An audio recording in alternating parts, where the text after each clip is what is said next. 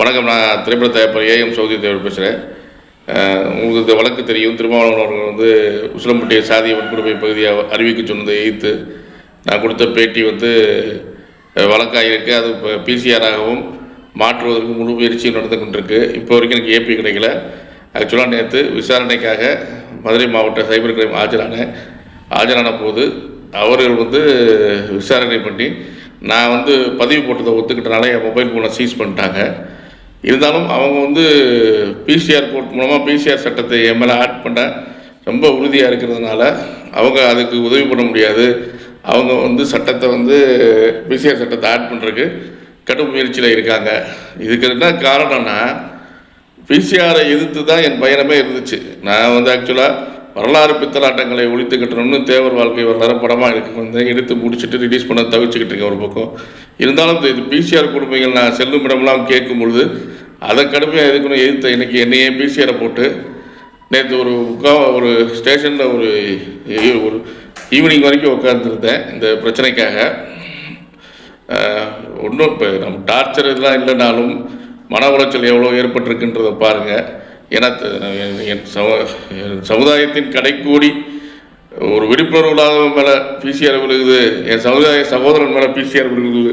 இதெல்லாம் தடுக்கணும். நம்ம சினிமா பப்ளிசிட்டியை நம்ம சமுதாயத்துக்கு பயன்படுத்தணும்னு நினச்சேன். எனக்கு இருக்க எவ்வளோ பெரிய செல்வாக்கு இன்றைக்கி வந்தால் எல்லா இடத்துலையும் எனக்கு கிடைக்கிற வரவேற்பு செல்வாக்குலாம் நான் அரசியலாக கட்டமைக்கலை. அது நான் நேற்று வேதனைப்பட்டேன். ஒரு அரசியலாக்கி பயணமாக்கணுன்றது எவ்வளோ பெரிய விஷயம்ன்றது நான் புரிஞ்சுக்கிட்டேன். ஏன்னா ஒரு போராட்ட குணம்ன்றது என்னன்றது தெரியாமல் மக்கள் இருக்காங்க. இப்போ ஒரு பிசிஆர் எம்எல்ஏ விழுந்துருச்சு, நான் அது சில செய்திகள் வாயிலாக அவங்களுக்கு தெரிவிக்கும் பொழுது கடுமையான போராட்டங்கள் நீங்கள் எடுத்திருந்தால், கடுமையாக ஒரு விஷயங்கள் நீங்கள் செய்திருந்தால், அந்த போராட்ட குணம் தான் இன்றைக்கி இந்த பிசிஆர் வழக்கு எம்எல்ஏ விழுகாத அளவுக்கு இதை இப்போ விழுகிறவங்க இது பண்ணுறனால நம்ம எதிர்ப்போ போராட்டமோ நம்ம சைடு இல்லை, ஒற்றுமை இல்லைன்றதை நாமளே நிரூபித்து கொண்டிருக்கிறோம். அதுதான் நான் உண்மைன்னு நினைக்கிறேன். ஏன்னா இப்போ எம்எல்ஏ இன்றைக்கி பிசிஆர் விழுகுது பரவாயில்ல, நான் சமாளிச்சுக்கிறேன். எப்படியாவது இந்த படத்தை எப்படியாவது ரிலீஸ் பண்ணுவேன், அது வேறு. ஆனால் இந்த இனம் போராட்ட குணம் இல்லைன்னா, போராட்ட குணம் மிகுந்த இனம், போராடி சுதந்திரம் பெற்ற இனம் இன்று போராட்ட குணத்தில் ஒற்றுமையும் இல்லை என்றால் இனி வருங்காலங்களில் அடுத்த ஜென்மத்தில் தேவராக பிறந்து இங்கே மண்ணில் வாழ்வதே ரொம்ப கஷ்டம்னு நான் சொல்லிக்கிறேன். அவ்வளோ. ஏன்னா இது தனிப்பட்ட சௌத்ரி மேல் விழுந்த பிசிஆர் இல்லை.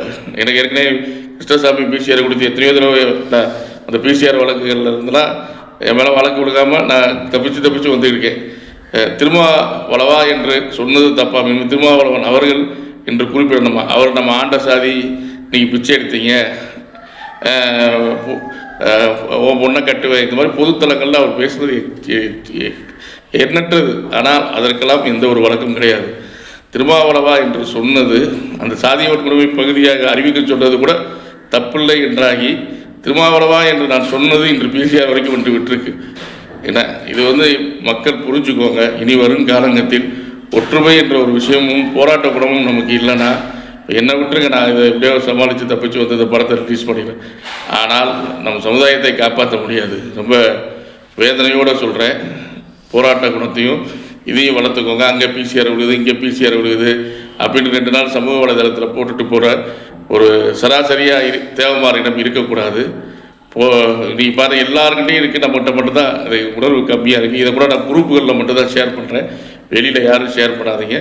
குரூப்புகள் எல்லாருக்கும் போய் சேரட்டும். இனி வரும் காலங்களை நம்மளை பாதுகாத்து கொள்ளவாது இவருக்கு அவருக்கு பிரச்சனைன்னு பிரித்து பார்க்காதீங்க. அவர் இவரெல்லாம் பார்க்காதீங்க. தேவனா பிறந்த எவனா இருந்தாலும் பிரச்சனைன்னு வரும்போது, அதுவும் சமுதாயத்துக்கான பிரச்சனைன்னு வரும்போது எல்லா தேவனா அந்த நேரத்துலேயே நிற்கலைன்னா அதுக்கப்புறம் நீ பாராட்டி உருட்டி பிரட்டி எந்த ஒரு பிரயோஜனமும் இல்லை.